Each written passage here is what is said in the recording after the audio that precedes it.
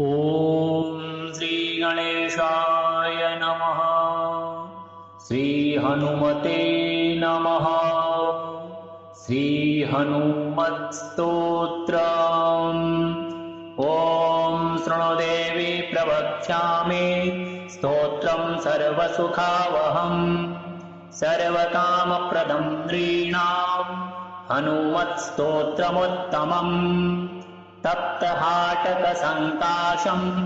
नानापुष्पविराजितम् उद्यद्वालार्कवदनं त्रिनेत्रं कुण्डलोज्ज्वलम् मौञ्जे कौपीनकं हेम मययज्ञोपवीतिनम्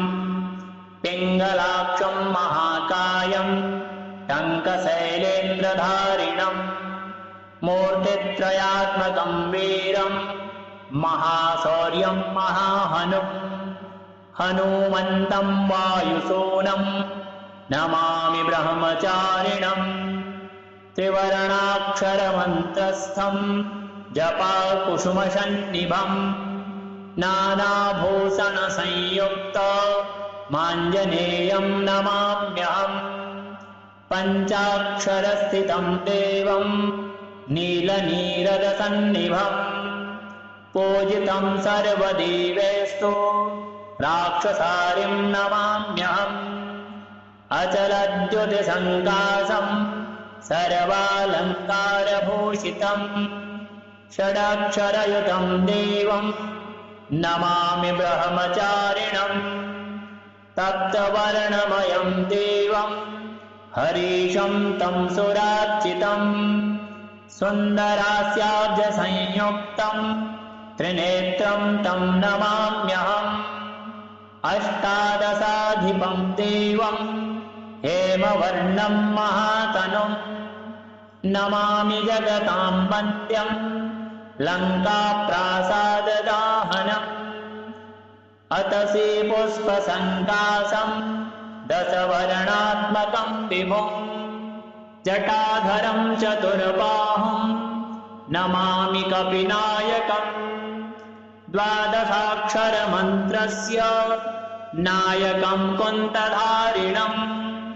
हेमवर्णलसत्कायं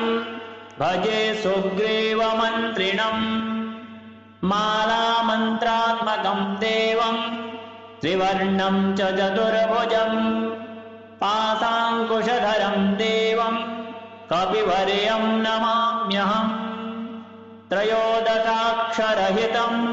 शीतादुःखनिवारणं सुरासुरगणैः सर्वैः संस्तुतं प्रणमाम्यहम्। हाहाकारमुखान्तनित्यदहन ज्वालासमूहोज्ज्वलं विद्वन्मण्डलजातरोषपरुषं श्रीरामदासं विभुम्। सञ्चूर्णीकृतधूम्रलोचनमहा यक्षादिरक्षोबलं तं वन्दे रविधारणं सुरवरैर्वन्द्यं समीरात्मजम्। ॐ शृणुदेवी प्रवक्ष्यामि स्तोत्रं सर्वसुखावहम् सर्वकामप्रदं नृणां हनुमत्स्तोत्रमुत्तमम्। तप्तहाटकसङ्काशं नानापुष्पविराजितम् उद्यद्वालार्कवदनं त्रिनेत्रं कुण्डलोज्ज्वलम् मौञ्जे कौपीनकं हेम मययज्ञोपवीतिनम् पिङ्गलाक्षं महाकायं टङ्कशैलेन्द्रधारिणम् मूर्तित्रयात्मकं वीरं महाशौर्यं महाहनुम् हनुमन्तं वायुसूनं नमामि ब्रह्मचारिणम्। त्रिवर्णाक्षरमन्त्रस्थं जपाकुसुमसन्निभं नानाभूषणसंयुक्त माञ्जनेयं नमाम्यहम्। पञ्चाक्षरस्थितं देवं नीलनीरदसन्निभम् पूजितं सर्वदेवेस्तु राक्षसारिं नमाम्यहम्। अचलद्युतिसङ्काशं सर्वालङ्कारभूषितम् षडक्षरयुतं देवं नमामि ब्रह्मचारिणम् तप्तवर्णमयं देवं हरीशं तं सुरार्चितम् सुन्दरास्याब्जसंयुक्तं त्रिनेत्रं तं नमाम्यहम् अष्टादशाधिपं देवं हेमवर्णं महातनुं नमामि जगतां वन्द्यं लङ्काप्रासाददाहनम् अतसी पुष्पसङ्कासं दशवर्णात्मकं विभुं जटाधरं चतुर्बाहुं नमामि कपिनायकम् द्वादशाक्षरमन्त्रस्य नायकं कुन्तधारिणम् हेमवर्णलसत्कायं भजे सुग्रीवमन्त्रिणम् मालामन्त्रात्मकं देवं त्रिवर्णं च चतुर्भुजं पाशाङ्कुशधरं देवं कपिवर्यं नमाम्यहम् त्रयोदशाक्षरहितं शीतादुःखनिवारणम् सुरासुरगणैः सर्वैः संस्तुतं प्रणमाम्यहम् हाहाकारमुखान्तनित्यदहन ज्वालासमूहोज्ज्वलम् विद्वन्मण्डलजातरोषपरुषं श्रीरामदासं विभुम् सञ्चूर्णीकृतधूम्रलोचनमः यक्षादिरक्षोबलं तं वन्दे रविधारणं सुरवरैः वन्द्यं समीरात्मजम् ॐ शृणु देवी प्रवक्ष्यामि स्तोत्रं सर्वसुखावहम् सर्वकामप्रदं नृणां हनुमत्स्तोत्रमुत्तमम् तप्तहाटकसङ्काशं नानापुष्पविराजितम् उद्यद्वालार्कवदनं त्रिनेत्रं कुण्डलोज्ज्वलम् मौञ्जे कौपीनकं हेम मययज्ञोपवीतिनम् पिङ्गलाक्षं महाकायं टङ्कशैलेन्द्रधारिणम् मूर्तित्रयात्मकं वीरं महाशौर्यं महाहनुम् हनुमन्तं वायुसूनं नमामि ब्रह्मचारिणम् त्रिवर्णाक्षरमन्त्रस्थं जपाकुसुमसन्निभम् नानाभूषणसंयुक्त माञ्जनेयं नमाम्यहम् पञ्चाक्षरस्थितं देवं नीलनीरदसन्निभम् पूजितं सर्वदेवेषु राक्षसारिं नमाम्यहम् अचलद्युतिसङ्कासं सर्वालङ्कारभूषितं षडक्षरयुतं देवं नमामि ब्रह्मचारिणम् तप्तवर्णमयं देवं हरीशं तं सुरार्चितम् सुन्दरास्याब्जसंयुक्तं त्रिनेत्रं तं नमाम्यहम् अष्टादशाधिपं देवं हेमवर्णं महातनुं नमामि जगतां वन्द्यं लङ्काप्रासाददाहनम् अतसी पुष्पसङ्कासं दशवर्णात्मकं विभुं जटाधरं चतुर्बाहुं नमामि कपिनायकम् द्वादशाक्षरमन्त्रस्य नायकं कुन्तधारिणम् हेमवर्णलसत्कायं भजे सुग्रीवमन्त्रिणम् मालामन्त्रात्मकं देवं त्रिवर्णं च चतुर्भुजं पाशाङ्कुशधरं देवं कपिवर्यं नमाम्यहम् त्रयोदशाक्षरहितं शीतादुःखनिवारणम् सुरासुरगणैः सर्वैः संस्तुतं प्रणमाम्यहम् हाहाकारमुखान्तनित्यदहन ज्वालासमूहोज्ज्वलम् विद्वन्मण्डलजातरोषपरुषम् श्रीरामदासं विभुम् सञ्चूर्णीकृतधूम्रलोचनमः यक्षादिरक्षोबलम् तं वन्दे रविधारणं सुरवरैर्वन्द्यं समीरात्मजम्। ॐ शृणु देवी प्रवक्ष्यामि स्तोत्रं सर्वसुखावहम् सर्वकामप्रदं नृणाम् हनुमत्स्तोत्रमुत्तमम् तप्तहाटकसङ्काशम् नानापुष्पविराजितम्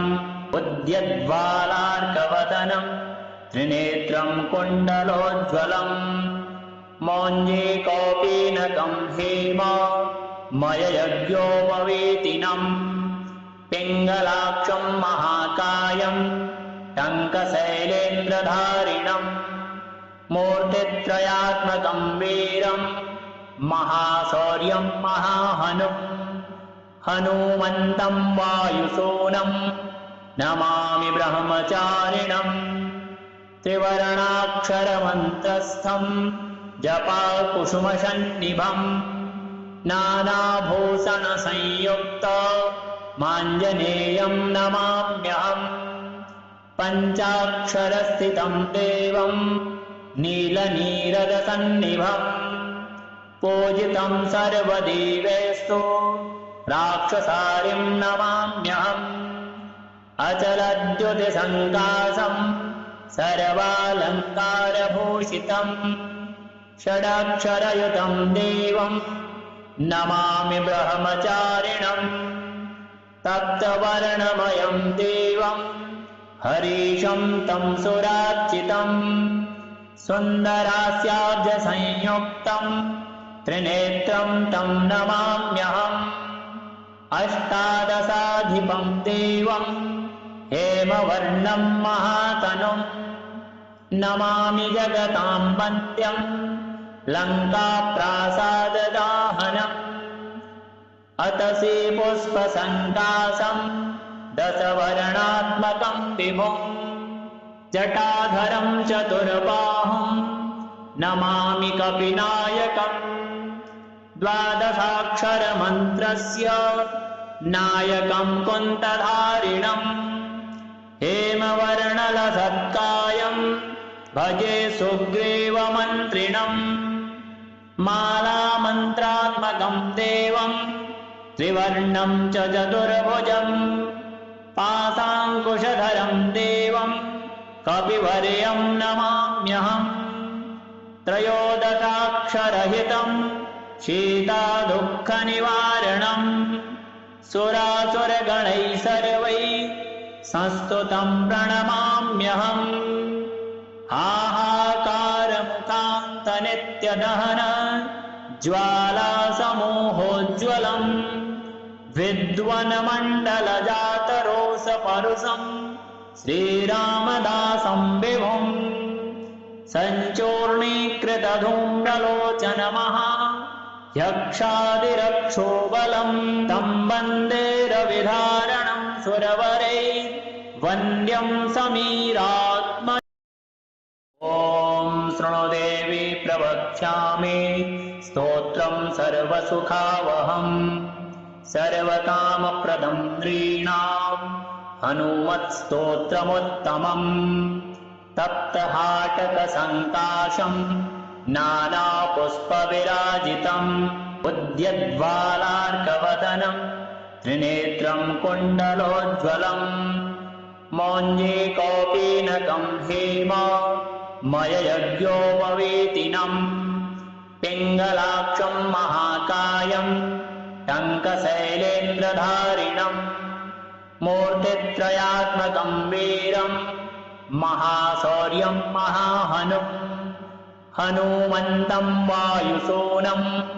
नमामि ब्रह्मचारिणम् त्रिवर्णाक्षरमन्त्रस्थं जपाकुसुमसन्निभम् नानाभूषणसंयुक्त माञ्जनेयं नमाम्यहम् पञ्चाक्षरस्थितं देवं नीलनीरदसन्निभम् पूजितं सर्वदेवैस्तु राक्षसारिं नमाम्यहम् अचलद्युतिसङ्कासम् सर्वालङ्कारभूषितम् षडक्षरयुतं देवम् नमामि ब्रह्मचारिणम् तप्तवर्णमयं देवम् हरीशं तं सुरार्चितम् सुन्दरास्याब्जसंयुक्तम् त्रिनेत्रं तं नमाम्यहम् अष्टादशाधिपं देवम् हेमवर्णं महातनुम् नमामि जगतां वन्द्यम् लङ्काप्रासाददाहनम् अतसी पुष्पसङ्कासम् दशवर्णात्मकं विभुम् जटाधरं चतुर्बाहुम् नमामि कपिनायकम् द्वादशाक्षरमन्त्रस्य नायकं कुन्तधारिणम् हेमवर्णलसत्कायम् भजे सुग्रीवमन्त्रिणम् मालामन्त्रात्मकं देवम् त्रिवर्णं च चतुर्भुजम् पाशाङ्कुशधरं देवम् कपिवर्यं नमाम्यहम् त्रयोदशाक्षरहितं शीतादुःखनिवारणम् सुरासुरगणैः सर्वैः संस्तुतं प्रणमाम्यहम् हाहाकारमुखान्तनित्यदहन ज्वालासमूहोज्ज्वलम् विद्वन्मण्डलजातरोषपरुषम् श्रीरामदासं विभुम् सञ्चूर्णीकृतधूम्रलोचनमः यक्षादिरक्षोबलम् तं वन्दे रविधारणं सुरवरैर्वन्द्यं समीरात्मजम् ॐ शृणुदेवी प्रवक्ष्यामि स्तोत्रं सर्वसुखावहम् सर्वकामप्रदं नृणाम् हनुमत्स्तोत्रमुत्तमम् तप्तहाटकसङ्काशम् नानापुष्पविराजितम् उद्यद्वालार्कवदनम् त्रिनेत्रं कुण्डलोज्ज्वलम् मौञ्जे कौपीनकं हेम मययज्ञोपवीतिनम् पिङ्गलाक्षं महाकायम् टङ्कशैलेन्द्रधारिणम् मूर्तित्रयात्मकं वीरम् महाशौर्यं महाहनुम् हनुमन्तं वायुसूनम् नमामि ब्रह्मचारिणम् त्रिवर्णाक्षरमन्त्रस्थम् जपाकुसुमसन्निभम् नानाभूषणसंयुक्त माञ्जनेयं नमाम्यहम् पञ्चाक्षरस्थितं देवम् नीलनीरदसन्निभम् पूजितं सर्वदेवैस्तु राक्षसारिं नमाम्यहम् अचलद्युतिसङ्कासम् सर्वालङ्कारभूषितम् षडक्षरयुतं देवम् नमामि ब्रह्मचारिणम् तप्तवर्णमयं देवम् हरीशं तं सुरार्चितम् सुन्दरास्याब्जसंयुक्तम् त्रिनेत्रं तं नमाम्यहम् अष्टादशाधिपं देवम् हेमवर्णं महातनुम् नमामि जगतां वन्द्यम् लङ्काप्रासाददाहनम् अतसी पुष्पसङ्कासम् दशवर्णात्मकं विभुम् जटाधरं चतुर्बाहुम् नमामि कपिनायकम् द्वादशाक्षरमन्त्रस्य नायकं कुन्तधारिणम् हेमवर्णलसत्कायम् भजे सुग्रीवमन्त्रिणम् मालामन्त्रात्मकं देवम् त्रिवर्णं च चतुर्भुजम् पाशाङ्कुशधरं देवम् कपिवर्यं नमाम्यहम् त्रयोदशाक्षरहितं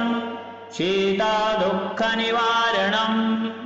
सुरासुरगणैः सर्वैः संस्तुतं प्रणमाम्यहम् हाहाकारमुखान्तनित्यदहन ज्वालासमूहोज्ज्वलम् विद्वन्मण्डलजातरोषपरुषम् श्रीरामदासं विभुम् सञ्चूर्णीकृतधूम्रलोचनमः यक्षादिरक्षोबलम् तं वन्दे रविधारणं सुरवरैर्वन्द्यं समीरात्मजम्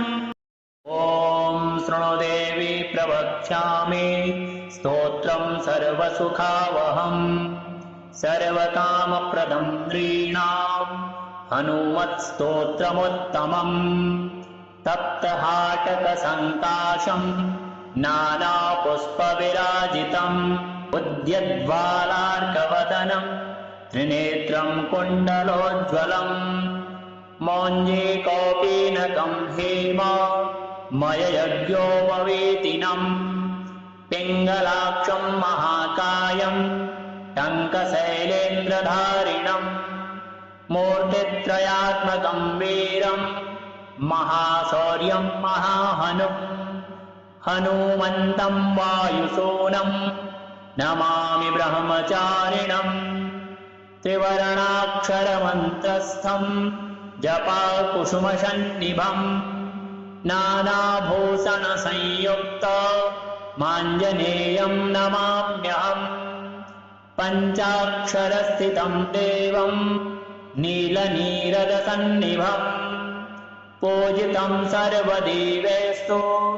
राक्षसारिं नमाम्यहम् अचलद्युतिसङ्काशम् सर्वालङ्कारभूषितम् षडाक्षरयुतं देवं नमामि ब्रह्मचारिणम् तप्तवर्णमयं देवं हरीशं तं सुरार्चितम् सुन्दरास्याब्जसंयुक्तं त्रिनेत्रं तं नमाम्यहम् अष्टादशाधिपं देवं हेमवर्णं महातनुं नमामि जगतां वन्द्यं लङ्काप्रासाददाहनम् अतसी पुष्पसङ्काशं दशवर्णात्मकं विभुम् जटाधरं चतुर्बाहुं नमामि कपिनायकम् द्वादशाक्षरमन्त्रस्य नायकं कुन्तधारिणम् हेमवर्णलसत्कायं भजे सुग्रीवमन्त्रिणम् मालामन्त्रात्मकं देवं त्रिवर्णं च चतुर्भुजम् पाशाङ्कुशधरं देवं कपिवर्यं नमाम्यहम् त्रयोदशाक्षरहितं शीतादुःखनिवारणम् सुरासुरगणैः सर्वैः संस्तुतं प्रणमाम्यहम् हाहाकारमुखान्तनित्यदहन ज्वालासमूहोज्ज्वलम् विद्वन्मण्डलजातरोषपरुषम् श्रीरामदासं विभुम् सञ्चूर्णीकृतधूम्रलोचनमः यक्षादिरक्षोबलम् तं वन्दे रविधारणं सुरवरैर्वन्द्यं समीरात्मजम् ॐ शृणु देवी प्रवक्ष्यामि स्तोत्रं सर्वसुखावहम् सर्वकामप्रदं नृणाम् हनुमत्स्तोत्रमुत्तमम् तप्तहाटकसङ्काशम् नानापुष्पविराजितम् उद्यद्वालार्कवदनम् त्रिनेत्रं कुण्डलोज्ज्वलम् मौञ्जे कौपीनकं हेम मययज्ञोपवीतिनम् पिङ्गलाक्षं महाकायम् टङ्कशैलेन्द्रधारिणम् मूर्तित्रयात्मकं वीरम् महाशौर्यं महाहनुम् हनुमन्तं वायुसूनं नमामि ब्रह्मचारिणम् त्रिवर्णाक्षरमन्त्रस्थम् जपाकुसुमसन्निभम् नानाभूषणसंयुक्त माञ्जनेयं नमाम्यहम् पञ्चाक्षरस्थितं देवं नीलनीरदसन्निभम् पूजितं सर्वदेवैस्तु राक्षसारिं नमाम्यहम् अचलद्युतिसङ्काशं सर्वालङ्कारभूषितम् षडक्षरयुतं देवं नमामि ब्रह्मचारिणम् तप्तवर्णमयं देवं हरीशं तं सुरार्चितम् सुन्दरास्याब्जसंयुक्तं त्रिनेत्रं तं नमाम्यहम् अष्टादशाधिपं देवं हेमवर्णं महातनुं नमामि जगतां वन्द्यं लङ्काप्रासाददाहनम् अतसी पुष्पसङ्काशं दशवर्णात्मकं विभुं जटाधरं चतुर्बाहुं नमामि कपिनायकम् द्वादशाक्षरमन्त्रस्य नायकं कुन्तधारिणम् हेमवर्णलसत्कायं भजे सुग्रीवमन्त्रिणम् मालामन्त्रात्मकं देवं त्रिवर्णं च चतुर्भुजं पाशाङ्कुशधरं देवं कपिवर्यं नमाम्यहम्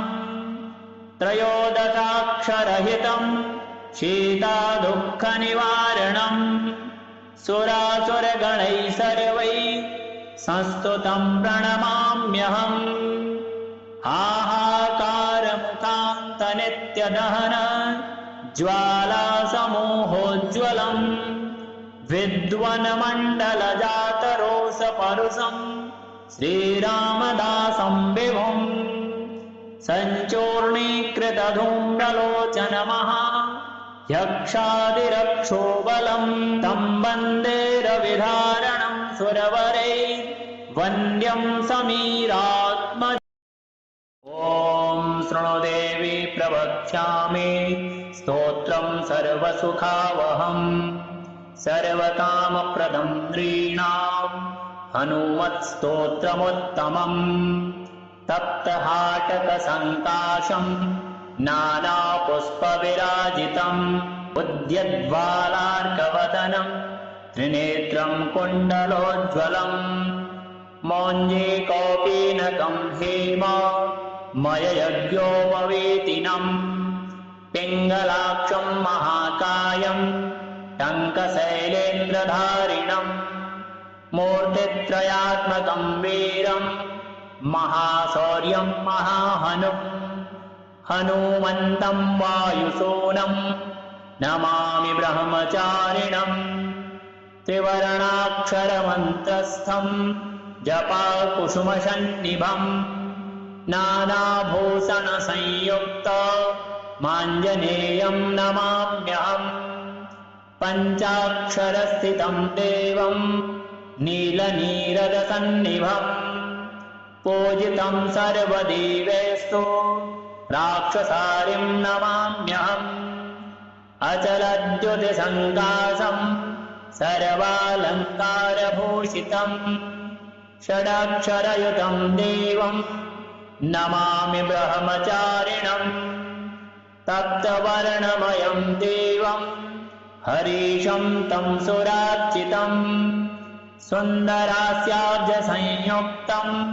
त्रिनेत्रं तं नमाम्यहम् अष्टादशाधिपं देवं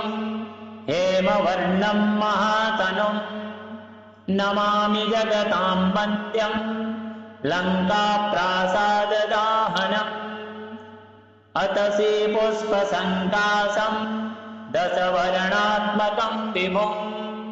जटाधरं चतुर्बाहुं नमामि कपिनायकम् द्वादशाक्षरमन्त्रस्य नायकं कुन्तधारिणम् हेमवर्णलसत्कायं भजे सुग्रीवमन्त्रिणम् मालामन्त्रात्मकं देवं त्रिवर्णं च चतुर्भुजं पाशाङ्कुशधरं देवं कपिवर्यं नमाम्यहम् त्रयोदशाक्षरहितं शीतादुःखनिवारणं सुरासुरगणैः सर्वैः संस्तुतं प्रणमाम्यहम् हाहाकारमुखान्तनित्यदहन